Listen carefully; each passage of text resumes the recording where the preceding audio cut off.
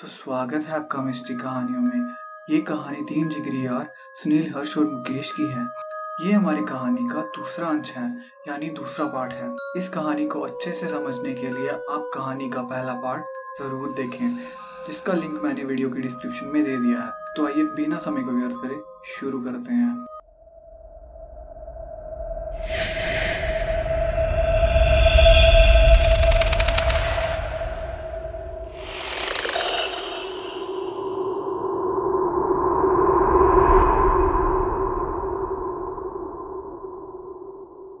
अगर आपको याद हो तो सुनील चिल्लाने की आवाज सुन के जैसे ही किले से बाहर आया तो उसने देखा कि मुकेश भी वहां से लापता हो चुका था। ये देख के सुनील के रोंगटे खड़े हो गए और वो वापस होटल की तरफ दौड़ने लगा। रात काफी होने के कारण सारी दुकानें बंद हो चुकी थी। होटल पहुंचते ही वो होटल के कर्मचारी से मुकेश और हर्ष के बारे में पूछने लगा। कर्मचारी के मुंह से ना सुनने के बाद सुनील के पैरों तले जमीन खिसक गई और उसे कुछ समझ नहीं आता कि वो इस वक्त क्या करे और क्या ना करे। रात के 12:30 बज चुके थे। सुनील ने हिम्मत करके मुकेश और हर्ष के घर फोन मिलाया और उनके माता पिता को सब बता दिया। दोनों के घर वाले काफी घबरा गए थे और उन्होंने सुनील को पुलिस चौकी जाने को कहा। सुनील काफी डर गया था और रोते हुए वो पास के एक छोटे से पुलिस चौकी पहुंचा।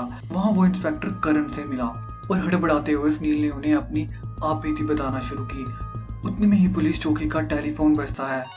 सुनील की आधी बात रोक के इंस्पेक्टर हवलदार को फोन उठाने को कहता है। 30 सेकंड बात होने के बाद हवलदार फोन रख देता है और कहता है कि साहिब, किले के पास वाले रोड में 2 लड़कों की लाश मिली है। ये सुन के सुनील वहीं अपना होश खो बैठता है। इंस्पेक्टर उसे साथ चलने को कहता है। सुनील अपने आंसू पोंछता है और इंस्पेक्टर के साथ गाड़ी में बैठ गया। रास्ते में इंस्पेक्टर सुनील को उस भूतिया किले की सच्ची कहानी बताने लगा। उस भूतिया किले का असली नाम भानगढ़ किला था और उस किले की काफी पुरानी कहानी थी।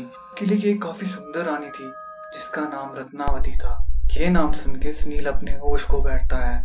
इंस्पेक्टर अपनी कहानी को आगे बढ़ाते हुए बताता है कि उस रानी की प्रजा में काफी माना हुआ तांत्रिक था और वो तांत्रिक रत्नावती की खूबसूरती से काफी मनमोहित था और उसे किसी भी हाल में अपना बनाना चाहता था। एक दिन तांत्रिक ने रानी रत्नावती को अपनी कुछ सहेलियों के साथ बाजार में देखा। रानी रत्नावती अपने लिए इत्र खरीद रही थी। तांत्रिक ने उस इत्र को अपने बनाए हुए जादुई इत्र में बदल दिया और ये बात रानी को पता चल गई और रानी ने गुस्से में वो इत्र पास पड़े एक पत्थर पर गिरा देती है, जिसके कारण वो पत्थर घूमता हुआ सीधा तांत्रिक को कुचल के मार देता है।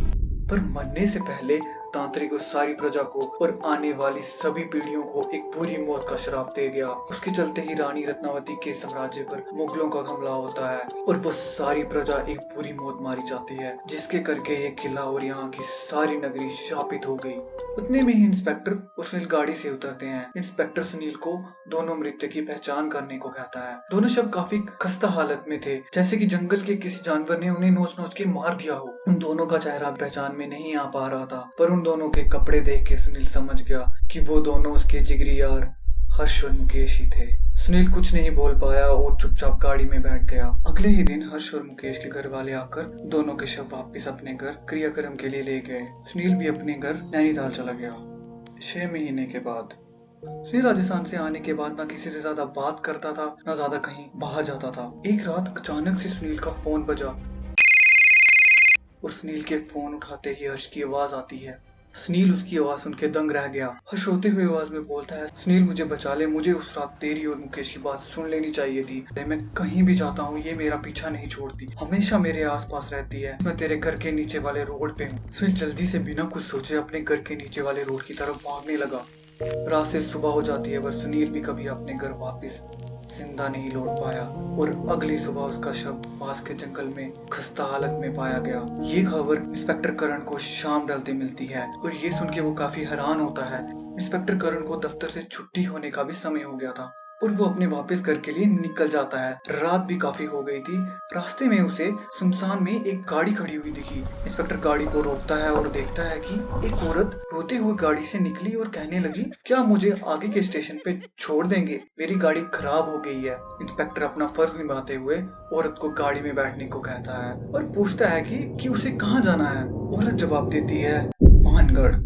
थोड़ी ही आगे चलने पर औरत इंस्पेक्टर का नाम पूछने लगी। इंस्पेक्टर ने अपना नाम करण बताया और उसने औरत का नाम पूछा। औरत हल्की सी मुस्कान से कहती है, मेरा नाम Ratnavati. Thanks for watching the video. अगर आपको वीडियो अच्छी लगी तो वीडियो को ज़रूर लाइक करें और कमेंट बॉक्स में अपनी राय देना ना भूलें। अगर आपको हमारी कहानियाँ पसंद आती हैं तो चैनल को ज़रूर सब्सक्राइब करें और हमें 1000 सब्सक्राइबर तक पहुँचने में मदद करें। धन्यवाद।